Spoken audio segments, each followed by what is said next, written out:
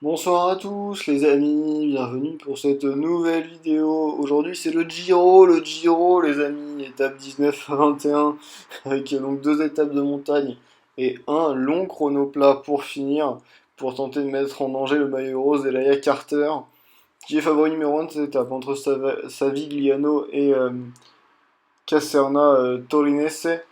Une étape de presque 200 km, c'est peut-être un peu exagéré, 160 km. Euh, avec trois grosses difficultés. On peut imaginer l'échappée qui va prendre de l'avance et les favoris qui s'expliquent derrière. Parce que c'est vrai qu'on a une étape qui est propice à des attaques de loin là. Alors qu'on est parti. Le virage à droite et les premières attaques, notamment celle d'Arminio Saucedo, le coureur de l'équipe, l'Espagnol, de l'équipe BMC, qui était un outsider en début de Giro et qui franchement reste un outsider, hein. C'est assez plus probable là que Saucedo gagne. D'ailleurs, il l'a compris, il part pas en échappée. Hein, parce que visiblement, on nous raconte des fake news. Bon, en tout cas, dans le début de vidéo, ça part très fort, hein. Sowero Mala qui est parti, lui, pour le coup, avec Thomas Rodrigo dans la roue. C'est vrai que depuis l'abandon de Gabriel O'Connell, hein. On l'a vu à l'épisode précédent, ou à l'épisode d'avant, je sais plus. L'épisode d'avant, je crois. Mais bon, BNB n'a plus trop de leader, donc on joue les échappés, même si là on est repris. C'est Pizzi qui repart avec Neumann, et j'ai l'impression que c'est Nicolas Arnaud dans la roue de Andreas Neumann, oui, c'est bien lui. Mais le peloton qui a l'air de résister. On a des attaques qui partent un petit peu dans tous les sens là. Alors que c'est vrai qu'on aura de cols difficiles. On a Stephen King pour l'instant qui roule pour FDJ. Thibaut Pinot qui a peut-être envie de prendre l'échappée. Parce qu'on n'est pas content chez FDJ. Alors enfin, je sais pas, c'est un peu bizarre là. Ils font une espèce de rideau sans faire de rideau alors qu'ils sont pas de maillot jaune. Pinot est 40e général. Enfin, j'aime bien un peu, il est en top 20. Mais vous voyez ce que je veux dire? On comprend pas trop ce qui se passe. Alors que Garmin ramène tout le monde, là, ça c'est normal. Bon, en tout cas, on a début d'étape un petit peu agité. L'échappée qui a du mal à sortir. Karel Vast avec Emar Copiti qui sont devant, avec Arnaud du coup et Andreas Neumans. Ça fait 4 coureurs. Tiberi qui tente de partir. On a vu Reyes, Mateino et Romeshko, je crois, pour ING, si je dis pas de bêtises, qui sont sortis. Ouais, je pense que ça devrait être ça, l'échappée. Oui, parce que le peloton laisse tranquillement filer. Donc du coup, je propose qu'on se retrouve un peu plus loin dans l'étape, quand tout simplement, quand il se passera quelque chose, on a envie de dire. Je pense qu'on se retrouvera voilà, un peu plus tard, quand les favoris auront attaqué. Et allez, bah, c'est là voilà, la première attaque de favoris, c'est Aleotti qui y va. Giovanni Aleotti, alors qu'à l'avant on a toujours Karel Vasek et Torres, GT Mateno et Tiberi. J'ai l'impression, voilà, 4 coureurs encore à l'avant. Alors que Mateno elle est un petit peu en difficulté. Karel Vasek qui va faire les points du grimpeur au sommet de l'Isoar. Et on est sur un monument du Tour d'Italie. Alors que Sharkman est parti dans le peloton. D'abord on va juste regarder s'il va tenter de course, si on arrive à se reformer. Et derrière c'est parti donc avec Aleotti qui va se faire reprendre par une attaque. Sharkman, Lopez et Brenner qui sont sortis du peloton. Derrière on réagit dans un deuxième temps avec la Colpack pour Alex Fings. Alex Fings qui s'est bien replacé au général. Marco Brenner qui allait un peu en difficulté. L'étape qui a explosé. Là, ils sont plus que 13 dans le groupe des favoris. On est courant en distance et notamment Liam Schleck, le maillot bleu de meilleur grimpeur. On a vu Tim Wellens également en difficulté. Arita Loredo, lui, est toujours présent, même si il dandine un petit peu. C'est Aya Carter là, qui roule en personne sur les fuyards. C'est donc Miguel Angel Lopez, Max Sharkman et Marco Brenner qui sont sortis. On va mettre le truc là, des coureurs dans le top 10 au général. On a vu Mario Lombardi un petit peu en difficulté. Et derrière c'est bon. Et pour l'instant, tous les membres du top 10 ont l'air d'être là, hein. À l'avant et dans le bon groupe. Alors que bah, justement, dans l'échappée, j'ai l'impression que Matteo n'arrivera pas à revenir. Il est définitivement distancé. Alors que ça casse là dans la descente. C'est Tom Dumoulin qui a du mal à suivre la cadence imposée par les coureurs Colpack pour revenir sur Sharkman et Lopez. Et c'est clair qu'Alex Fings il roule, hein. Alors que Kouchin est venu relayer la Tom Dumoulin. Il est en train de faire beaucoup d'efforts. Ça pourrait se payer. Ça pourrait se payer dans le prochain call, même si bon, c'est que de la deuxième catégorie. Après 3 semaines de course, on peut quand même être plus sujet là. Par exemple, Kukuchin qui donne beaucoup, alors qu'on a les cours à ING. Voilà, c'est le cas de Mathias Hermann qui ramène Max Mayer. Peut-être Kukuchin qui aurait dû laisser travailler plus tôt. En tout cas, Sharkman qui est parti Aleotti, il n'est plus très loin. Il faut peut-être se relever. Ça sert pas à grand chose de rester 10 secondes devant le peloton. Il va être repris par Sohiro Mala. Et c'est Max Mayer, hein, qui a fait l'effort, que derrière Mario Lombardi est seul. Enfin, n'est pas seul, non, il y a Tadej Pogacar encore avec Mario Lombardi qui va pouvoir le ramener, j'ai l'impression. Ouais, l'Italien qui va faire son retour, à moins que ça roule. Non, pour l'instant ça va. Voilà, c'est bon, il est revenu, Mario Lombardi, alors que voilà, on va du coup aller voir ce qui se passe en tête de course. C'est Karel Vasek qui dynamise un petit peu les opérations. Mateno qui est toujours en difficulté derrière. Et Tiberi maintenant qui y va, alors que Ettore ça a l'air un petit peu plus en difficulté. On va se jouer à victoire étape, hein, du côté de l'échappée. Ça, il n'y a pas de doute. Karel Vasek qui craque un petit peu, mais on reste groupé pour l'instant. Et en peloton, on est chill, hein, on est tranquille. Il ne se passe pas grand chose. Après la banderie, là maintenant c'est Jumbo Visma qui contrôle. Et c'est normal en même temps. On est fatigué. Aritza Loredo qui après est quand même bien remonté au classement général ces derniers jours. A peut-être un petit coup de moins bien. Même si là c'est Fings, Sharkman et Marco Brenner qui y vont. Aleotti également, j'ai l'impression, dans la roue. À l'avant, Ettore qui est un petit peu distancé par Karel Vasek et Antonio Tiberi dans ce col de Montgenèvre. On est en France, hein, j'ai l'impression. Fings et Sharkman, hein, donc qui se sont envolés là. Brenner, Rocky, et il y a un gros écart. Hein. Il y a un gros écart pour Fings et Sharkman. Dumoulin qui tente de réagir. Bianchi qui roule pour Loredo qui a encore deux équipiers et qui ramène un petit peu tout le groupe des favoris. Là, c'est Néron de Bianchi et Glenn Van Wilder. Dumoulin qui est quelques mètres devant le peloton. Alors que c'est terminé pour Bianchi, non, ouais, je sais pas trop, il s'est écarté en tout cas. L'Argentin, le peloton, les favoris qui ont un peu de mal à suivre là. Carter qui se replace, Dumoulin qui est toujours quelques mètres devant le groupe de favoris, et Fings et Sharkman, hein.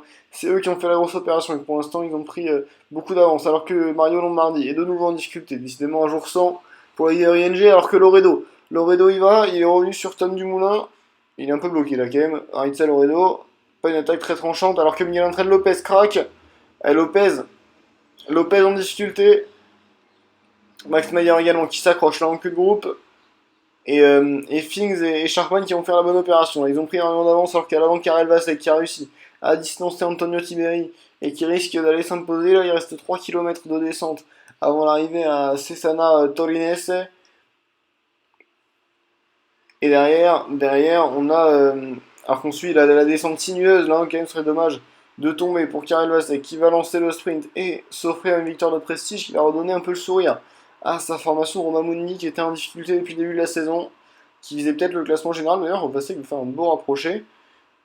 Il devance Tiberi, donc victoire étape pour Roma, Reyes qui n'a pas envie de se fatiguer, qui va finir tranquillement troisième, et derrière les favoris, bon, on a un groupe d'outsiders là, de distancés de l'échappée, et derrière les favoris, je crois qu'on a raté Sharkman et Fings, voilà, les Fings qui sont un peu plus loin, ils sont quasiment revenus sur les rescapés de l'échappée, la Neumann c'est Kaiser j'ai l'impression, et Mateno, qui vont finir respectivement 4, 5, 6.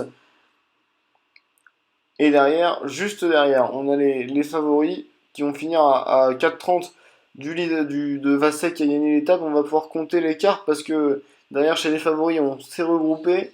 Mais j'ai l'impression qu'on va, on va perdre, mais en même temps, on va perdre plus de 2 minutes 30 hein, presque sur Fings et Sharkman qui ont vraiment réalisé la bonne opération. Là, ils vont s'offrir un beau retour au général, alors que Miguel Lopez en termine maintenant. Et pour Mario Lombardi, ouais, ça va faire un gros débours pour Lombardi qui passe la ligne à plus de 8 minutes 30 hein, de Vasek. Et on regarde le nouveau général Lombardi qui tombe à la 10e place, Alex Fings qui revient 4e, Sharkman 7e avec Carter qui conserve le rose, mais c'est très serré, hein, Fings qui vient se mêler à la bataille au podium, et Sharkman qui peut ambitionner pourquoi pas le top 5, il est pas très loin Hansen Ferrere, qui a pas semblé aujourd'hui dans un grand jour. Au maillot de la montagne, c'est toujours Liam Schleck, même si Vasek fait un petit rapproché en top 10. Carter qui est également maillot par points. Et Rocco Colucci qui conserve le maillot blanc. Après une étape animée, on a vu peut-être Finn et Sharkman qui ont été un petit peu sous-estimés par les favoris, qui leur ont laissé énormément d'avance. Et on voit ici le retour du Canadien, troisième de la dernière Vuelta, quatrième maintenant du Giro, qui est vraiment en train d'exploser là sur les grands tours. Mais bon, après il faut confirmer, hein, vous savez, l'étape après, entre Sousa et le Colle San Carlo, 143 km, pareil, hein, très agité, on aura le col hors catégorie, alors j'ai pas eu le temps de voir, mais on a le plus haut sommet de ce Giro. On sait que normalement sur le Giro il n'y a toujours qu'un seul col hors catégorie. Et c'est aujourd'hui, en 20e étape, le final en apothéose de ce Giro. Alors qu'on va commencer par le Colle del Moncencio, là, dans lequel l'échappée va pouvoir se lancer. Et comme hier, c'est Saucedo qui lance les offensives, cette fois-ci il a réussi à sortir. Avec Vastek, on a les deux Romains, hein, Schleck et Vastek qui sont à l'avant, Thibaut Pinot également, mais ouais, c'est dangereux. Simon Yates également, Charman, mais que fait Charman dans l'échappée? Maximilian Charman, 7ème du général, qui a décidé de prendre l'échappée. Alors certes, on l'a sous-estimé hier, mais aujourd'hui peut-être pas. Mais en tout cas, une échappée royale, mais qui ne plaît pas à tout le monde, c'est clair. Maximilian Charman dans l'échappée, ça ne plaît pas. Du coup, c'était Ayam qui roule avec Thomas Eugas, un jeune équipier, hein. Thomas Eugas pour l'instant, qui aura son mot à dire probablement plus tard. Miguel Angel Lopez qui est très bien placé. En fait, c'est fantastique, quoi. C'est déjà les favoris qui roulent. Alors, bah écoutez, l'étape part complètement en trombe là. On a échappé qui n'arrive pas à prendre plus de 40 secondes d'avance. Alors on est repris, Sharman est en défaillance. Bon, ça c'est pas génial, bien sûr, mais de toute façon, ouais, il s'est remis. Il n'y a aucune raison de s'exciter maintenant, dans ce collet del Moncencio là. Au final, j'avais dit que ça allait permettre à l'échappée de se lancer. J'ai l'impression que pas du tout. C'est parti très très fort. Sharman qui s'est dit qu'il allait prendre l'échappée et qui vient de se faire reprendre alors qu'on repasse en France. Maintenant, on voit tous les favoris placés. Il y en a qui n'ont même pas d'équipier. On pense notamment à Alex Fings là, qui est le seul call-pack de la zone. Alors que ça repart avec Thibaut Pinot qui est parti. C'est Karel Vasek également, le vainqueur d'hier, qui va, Babo Bess et Antonio Tiberi. Tiberi qui va avoir à cœur de gagner l'étape à domicile. L'Italien, mais qui est déjà un peu en difficulté, qui pioche. On a Torres également qui tente de partir, mais les favoris qui suivent, c'est maintenant Rocco Coluccini, là, qui est très bien placé, qui a l'air de vouloir prendre l'échappée. On est peut-être même trop bien placé. On a vu Simon Yates également, lui qui était top 5 du général en début de grand tour et qui, avec une échappée foireuse, s'est retrouvé à tout perdre. Bon, après. Et donc voilà, il tente d'aller chercher une victoire de prestige également. Pour l'instant, ça ne fonctionne pas bien. Puisque Torres roule, enfin je sais pas trop qui roule, en fait Thomas Elias a l'air un peu mécontent aussi, pourtant il n'y a pas de... Il y a des coureurs dans le top 15 quoi, mais bon, on est sur un grand tour en troisième semaine, c'est rien de très surprenant. On a Coco Lucchini qui est également à l'avant, et donc 4 hommes qui ont réussi à sortir, tant bien que mal j'ai envie de dire, Tiberi, Vasek, Pinot et Alba, Bobès. Ah d'ailleurs le combatif à l'étape d'avant, j'ai complètement oublié, c'est Tiberi, excuse-moi Gabin, alors que... Oh mais qu'est-ce qu'il fait Lopez? Qu'est-ce qu'il fait Lopez? Attendez, il y a Lopez, Mayer, Coluccini là, qui ont décidé de rouler en tête de peloton. Bon, Mayer ça va, il a appelé son équipier, mais Lopez m'a l'air un petit peu généreux. Aujourd'hui, on va dire ça, Miguel Angel Lopez qui a envie de faire l'équipier alors que Karel Vasek protège le maillot de Schleck, rien de plus normal. Et il va faire un bon approché Vasek, hein. Ça pourrait faire des points importants ça pour Roma. Schleck qui prend aussi avec Egg et Yates, derrière c'est les favoris, alors que Lopez... Que fait Lopez en fait? Je vois pas pourquoi, sur qui il roule. Je vois pas pourquoi il roule et sur qui il roule. En plus, il est 9ème du général à 10 minutes, tout le monde s'en fout de lui. Mais il roule. Mais écoutez, il risque de le payer cher, hein, parce que là, rouler dans la plaine avant l'Iseran, ça n'a aucun sens, on va dire. C'est de la merde. C'est vraiment de la merde. Bon, il l'a compris, il se ravise un petit peu là. Bon, échappé qui a toujours plus que 1,30 d'avance, mais ça va rester comme ça jusqu'à un peu plus tard. Du coup, on se reprend dans l'Iseran. 30 km 10 ans, on est là, on est arrivé quand même là dans la deuxième partie, hein, celle qui est un peu plus pointue, et vous avez vu Miguel Angel Lopez qui est distancé en défaillance, le 9ème du général. Bah forcément, quand on joue à rouler dans la plaine, après, enfin, la plaine, sur les plateaux, après on se retrouve en difficulté. Quand ça compte vraiment, on a mis un pointage. Hein, on a mis Angel Lopez, déjà 2 minutes de retard, j'ai l'impression que oui, c'est ça le pointage. Pas dire de bêtises, ce serait un peu dommage, mais voilà, on voit les favoris là qui ne sont déjà plus que 26, mais qui se regardent. C'est vrai qu'on a plus trop d'équipiers du coup, et on est encore à 116 km de l'arrivée, clairement pour des attaques. C'est un peu prématuré quand même. Alors, ça peut se tenter, hein, si vous êtes dans si vous êtes dans PCM, vous êtes en train de jouer, et que vous êtes un peu loin en général, ça peut se tenter, mais bon là, j'y crois quand même un peu moyen à une attaque de l'IA là. Surtout que Carter est quand même très confortable maillot rose. En tout cas, c'est Max Mayer qui a l'air en jambes, hein, parce qu'on voit les équipiers IAM qui s'excitent dans le peloton depuis le début de la journée. On voit également Mario Lombardi, lui qui a beaucoup perdu hier, qui vient faire une petite apparition à la fin du peloton, alors qu'on est sur le point de reprendre déjà les échappés qui n'ont même pas été au sommet de l'Isan, qui est la Chimacopi. Et donc l'échappée qui a été reprise, on a fait un énorme cut parce qu'en fait il ne s'est rien passé. Et donc on va se retrouver dans le Colle San Carlo. Là. Écoutez, on va faire la dernière ascension de ce Giro tous ensemble et on voit les favoris qui se sont reformés à 66. Là, même Miguel Angel Lopez a réussi à faire son retour. À mon avis, il a dû récupérer suffisamment de barres pour ne pas exploser dans le Colle San Carlo, même si bon, on ne sait jamais ce qui peut se passer, on est quand même en troisième semaine.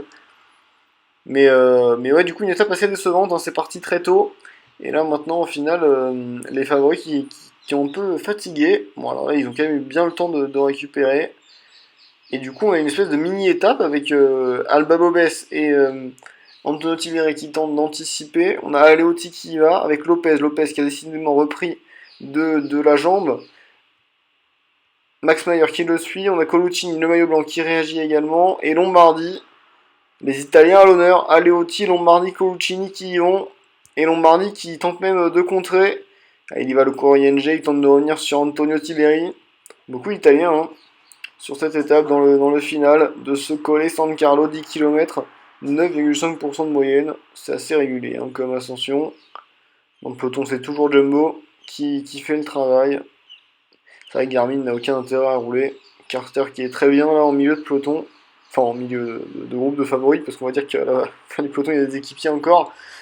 Ils sont 69 maintenant que Tiberi a été repris. Lombardi qui retourne et Loredo. Aritza Loredo, 8 km de l'arrivée, qui lance les hostilités. Et là, il faut réagir. Dumoulin, Fings. Carter qui est là également. Aleotti qui tente, Aleotti qui pêche. Aleotti qui pêche. Est-ce que Carter peut réussir à revenir? Là, il a pris un petit écart. L'américain, on a Coluccini qui va également, qui est revenu sur le maillot rose. Alors que 30 secondes d'avance pour l'instant pour Fings, Loredo, Dumoulin, 3ème, 4ème et 2ème du classement général. Qui ont pour l'instant pris 30 secondes d'avance sur Carter. Carter qui semble gérer son ascension là. Il emmène Coluccini et Lombardi dans sa roue. Alors qu'il reste encore 6 km, il ne faut pas s'enflammer. Ouais, Carter en gestionnaire. De toute façon, il a une avance considérable. Alors que Loredo qui a un point de difficulté après l'attaque de Tom Dumoulin, là, finalement, il arrive à suivre. Il arrive à suivre alors que Carter a s'est débarrassé de ces deux poteaux d'échappée là, Coluccini et Lombardi. Pour qui c'est compliqué, Carter qui, lui, ne s'affole pas. Avec plus de 3 minutes d'avance, c'est vrai qu'il a presque une course gagnée maintenant, les Carter, au moins de faire une énorme défaillance. Derrière, on a Ferrere, Mayer, Sharman et Lopez qui sont en difficulté. Et forcément, on est moins fort, hein, tout simplement. Alors que Fings a réussi à distancer quelque peu Dumoulin et Loredo. Carter qui est en train de revenir tranquillement. J'ai l'impression qu'il va presque même pas perdre de temps, les Carter, là, tellement il a l'air fort. Il revient progressivement sur le duo là, du Moulin Loredo. Il reste Fings qui a quelques mètres d'avance. Et derrière, c'est le cimetière. C'est Lombardi en défaillance. C'est Coluccini en défaillance. C'est Mayer, Ferrere, Sharman dans le dur. Et c'est Miguel Angel Lopez qui s'accroche là. Et qui s'accroche pas du tout en fait. Il est en sueur complet là. Il est dans une espèce de no man's land. Par exemple, c'est le dernier des cours du top 10 au général. Mais Lopez, c'est compliqué. Hein. Il est avec Simon Yates. Alors que Thibaut Pinot tente de monter lui à son rythme, Carter qui est revenu sur Dumoulin et Loredo, et c'est compliqué pour les 4 hommes de tête, les 4 plus forts de ce Giro, on l'aura vu très clairement sur ces 2 dernières étapes de montagne, et Alex Fings, qui était peut-être lui le plus fort au final, en montagne, sur ce dernier week-end, le week-end alpestre, s'il arrive à aller chercher la victoire aujourd'hui. En tout cas pour l'instant rien n'est fait, il n'a que 15 secondes d'avance sur Tom Dumoulin, et ils sont tous en défaillance. Donc là, ça risque d'être long. Hein. Ça risque d'être long. En fait, là, ils montent à l'allure cyclotourisme. Ils sont à 15 à l'heure. Ils ont tellement donné. Alors que Tom Dumoulin tente de s'offrir un dernier sursaut là. Loredo qui allait un peu plus en difficulté. Carter qui a repris un peu du poil de la bête. Things qui passe sous la flamme rouge maintenant. C'est toujours très serré, une quinzaine de secondes, il n'y aura pas d'écart significatif, simplement une victoire de prestige à aller chercher Fings qui craque Loredo. Loredo qui est en grande difficulté, Aritza Loredo le Colombien sous la flamme rouge qui a rendu les armes. Dumoulin qui craque, et là il y a Carter en patron qui va s'imposer le maillot rose, qui va presque sceller une 3ème victoire sur le Giro, je crois. Je crois que c'est la 3ème victoire sur le Giro. Allez, là, il y a Carter, Monsieur Giro de ces dernières saisons. Alex Fings finit 3ème Loredo. Là, il a perdu un peu de temps. 4ème. Lombardi finit 5ème à déjà presque 2 minutes du vainqueur du jour. Coluccini 6ème favori, Brenner 7. Ferré finit 8ème, limite la casse. Mayer qui va perdre 3,30. Charman qui avait fait une telle remontée hier a complètement explosé après sa tentative d'échapper un peu saugrenue, on va dire, qui va perdre 4 minutes sur le vainqueur du jour. Et Miguel André Lopez qui, bon alors lui c'était encore plus saugrenu ce qu'il a fait, il a roulé dans la plaine, après il a attaqué au pied du col et maintenant il explose complètement, 5 minutes de perdu pour lui. Allez, on a rattrapé tout le monde et maintenant il reste le chrono de Vérone pour régler les dernières batailles. On voit la victoire de Carter devant Loredo qui a perdu quand même 45 secondes hein, sur Carter, 36 sur Fings. On va voir s'il n'y a pas une bataille pour le podium là qui peut se dessiner, bataille à 3 avec 2 pour 3 places. Non, pour Dumoulin ça a l'air bon, mais que 4 secondes entre Loredo et Fings. On a une vraie bataille pour le podium, pour le top 5 également entre Ferreira et Coluccini, il y a 24 secondes. Et pour le reste, ça doit aller. Il y a une bataille pour la 8ème place entre Mayer et Lombardi, mais Mayer roule mieux que Lombardi, donc là ça devrait aller. Et pour les autres maillots, ça n'a pas changé. Et le combatif, j'ai envie de mettre Sharpman. Le combatif, quand même, qui a tenté d'enflammer l'étape dans dans les premiers mètres. Bon, c'était complètement con, mais voilà, il s'est battu. On peut pas lui enlever ça. Allez, on arrive dans le chrono de Turin maintenant, un chrono complètement plat. Alors qu'on aperçoit ici le champion de France Aurélien Kaiser. Chrono complètement plat, ou Benjamin Veiller, hein, pour l'instant le meilleur temps à l'arrivée en 27 minutes et 6 secondes. Donc on a un gros plan là sur le cul d'Aurélien Kaiser, qu'est-ce qu'il est beau quand même. On entre en tout cas dans le top 20, hein. À part les plaisanteries, c'est pour ça que je vous reprends, c'est pas juste pour voir le champion de France. On arrive dans le top 20 avec Simon Yates là, qui est parti, qui arrive au premier Inter, Ilan Van Wilder 21ème. Gros favori hein, pour ce chrono, le Belge. Elle est pas mal cette caméra, enfin je trouve en tout cas. Lui ici qui arrive au pointage intermédiaire là, dans quelques instants. 3 km alors qu'on aperçoit un petit peu hein, ce contre-la-montre. Van Wilder, est-ce qu'il va réussir à challenger hein, le chrono de Veger, qui pour l'instant a la meilleure marque. Ça peut tenir hein, pour le Suisse. On avait vu Stéphane Kuhn qui s'est imposé sur le premier chrono de manière convaincante en étant parti dans les premiers. 5ème temps à 4 secondes pour Van Wilder pour l'instant. Alors qu'on aperçoit le top 15 qui va maintenant s'élancer avec Tiberi 15ème du général pour la formation Seleco Neki qui va lancer le bal des coureurs qui ont réussi leur Giro. Hein. C'est un Giro réussi pour Tiberi qui a en plus servir au Coluccini qui a fini donc lui, qui va finir maillot blanc. Je crois qu'il ne peut plus vraiment être rattrapé de manière réaliste. Rocco Coluccini qui va ramener le maillot à son équipe Seleco.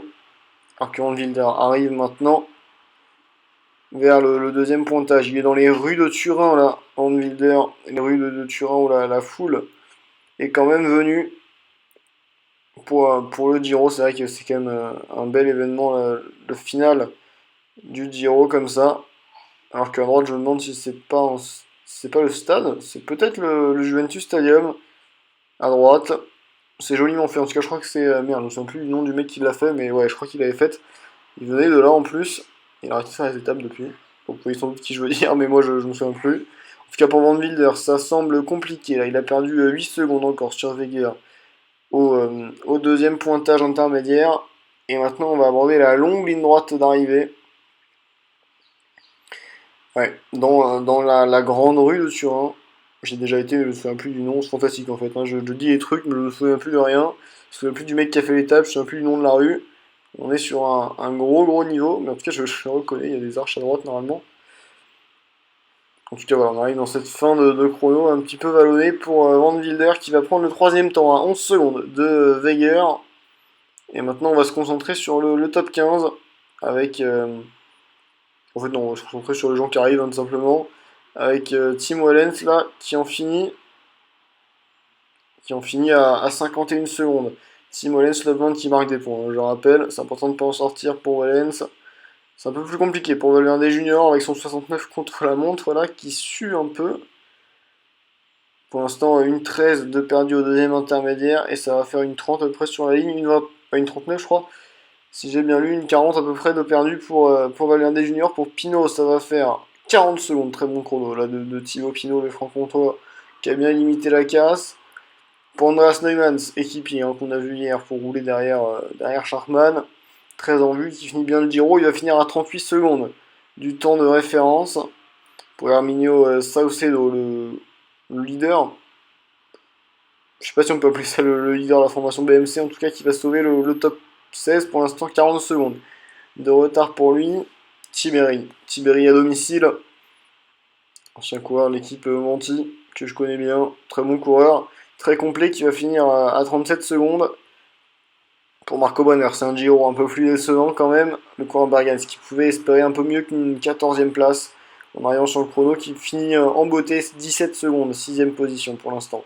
Pour l'Allemand, on a aperçu Sloan Rocky maintenant, le Français leader de l'équipe Androni, un des grands espoirs du cyclisme, et qui va finir 13ème du général pour l'instant, il va finir à 52 secondes du chrono de référence. Je pense qu'il n'aurait pas être menacé, ni menacé Giovanni Aleotti qui a l'air plutôt bien s'en sortir malgré son 69 en contre-la-montre.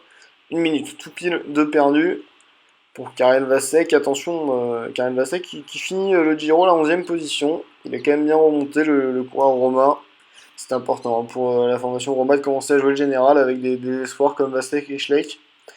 Qui espère, Roma qui espère voir ses coureurs exploser avant qu'il ne soit trop tard. C'est des grands espoirs, mais attention à ne pas rester au stade d'espoir. Il faut à un moment devenir un patron du peloton. Un peu comme André Lopez, qui a 1,27, alors qu'on va regarder les batailles possibles. J'ai l'impression, c'est un peu dommage de quitter maintenant, j'ai l'impression que Lopez a perdu sa place sur Karel Vasek. Vasek qui pourrait rentrer dans le top 10 après ce contre-la-montre.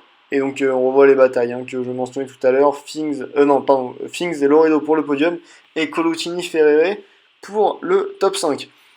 Lombardi qui lui va finir probablement à la 9ème position malgré un chrono moyen. Alors que pourtant il avait des bonnes stats, il finit un petit peu sur les rotules, 1,22. 2 perdus pour l'Italien. Un Giro, il a été offensif mais aussi à la peine. Et je pense qu'il va réussir à sauver son top 10. C'est quand même un résultat honorable. Max Mayer finit 8ème. J'ai pas vu son temps, Max Mayer. J'ai pas vu son temps, mais ça doit être pas trop mal. Sharkman, 7ème du général, qui est quand même resté 7ème au final, après son étape compliquée hier. 47 secondes de perdu pour l'Allemand. Maillot blanc, Rocco Coluccini, 6ème du général. Est-ce qu'il va réussir à revenir sur Ferrere? Pour lui, c'est 39 secondes de perdu. Il faudrait qu'il en reprenne 24 à Ferrere. En gros, si Ferrere finit sous la minute, ça ne devrait pas le faire. Ferrere qui prend le meilleur temps. Ben voilà, Écoutez, meilleur temps pour Hansen Ferrere. Peut-être une victoire d'un Italien à Turin pour clore ce Giro. Alors que Alex Fings arrive maintenant 4ème du général. Est-ce qu'il peut aller chercher le podium, Alex Fings? Il a l'air de faire un bon chrono. 27 secondes de perdu. Si Loredo finit pas à moins de 31 secondes d'Hansen Ferrere, on sera terminé des espoirs de podium de Loredo pour qu'il Giro avait quand même pas très bien commencé, qu'il a réussi à se remettre. Est-ce qu'il va sauver son podium? Et non. Et non, Alex Fings qui, comme sur la Vuelta l'an dernier, monte sur le podium d'un grand tour, le Canadien, qui s'impose vraiment parmi les patrons du Grand Tour, alors que Dumoulin, on a vu, a fini 4ème, et enfin le triomphe du maillot rose pour Elia Carter, qui s'offre donc ce Giro 2028 sur lequel il aura régné d'une main de maître.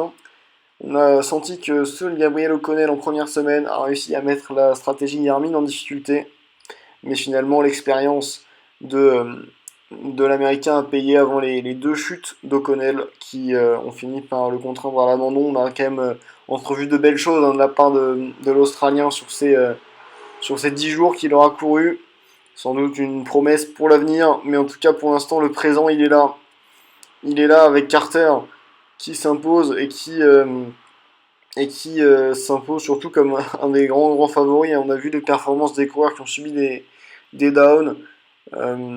On pense notamment à des coureurs comme Kwiatkowski, comme Yates, qui ont complètement disparu de la circulation. Et ça peut faire peur, ça peut faire peur. Et on pense que Carter, qui n'est pas prêt de down, lui, peut peut-être créer une dynastie s'il parvient à dominer Loredo comme il l'a fait sur ces 3 semaines-là. Bon, en fait, le Colombien n'a jamais vraiment réussi à l'inquiéter, tout comme Alex Fings, qui est revenu un petit peu miraculeusement sur la fin pour aller chercher ce podium, mais qui n'aura jamais vraiment inquiété Carter, qui vraiment se sera imposé en patron, qui prend également le maillot du meilleur sprinter, le maillot de Chiclamen. On a vu le maillot de la montagne, c'était Liam Schleck juste avant. Des points importants là aussi pour Roma dans la course au maintien.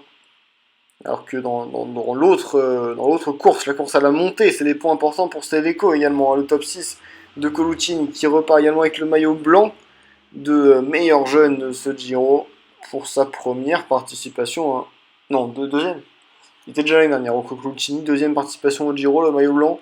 C'est un résultat tout à fait honorable. La meilleure équipe, c'est Jumbo Visma. Alors, on a aperçu des gros équipiers, mais ça n'a pas suffi, hein, pour se souder autour d'Aritza Loredo, qui malheureusement aura échoué dans la quête du podium sur le chrono final.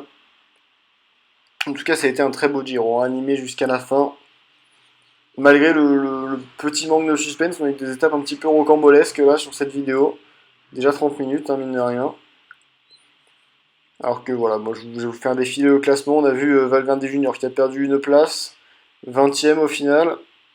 Karel Vasek qui est rentré dans le top 10 au profit de Lopez, ça on l'avait dit également. Lopez qui a peut-être un peu trop donné sur ces derniers jours, qui a fini par un petit peu exploser. Mais si on regarde les battus, c'est notamment Simon Yates, hein, qui a longtemps été dans le top 10 avant de un peu se suicider en partant dans des échappées au long cours. Là, Yamstedt, malheureusement, dans les échappées n'ont pas également réussi à le ramener dans le top 20. On aperçoit voilà, les équipiers. Ensuite, je vous laisse. Je vais vous faire défiler les classements. Mais juste avant, on va peut-être regarder les classements annexes. Alors que l'organisation s'attarde sur Aurélien Kaiser, le champion de France, le chouchou. Le chouchou du serveur. Alors qu'on regarde le classement par points. Là, c'est Carter devant Loredo du Moulin. Les sprinters, malheureusement, qui ont pas vraiment eu leur mot à dire, même si Guérin, Stio finissent pas loin des favoris. Ça fait des points en plus, hein, pour les grimpeurs. Schleck qui finit, Carter qui passe pas loin de la suprématie d'ailleurs.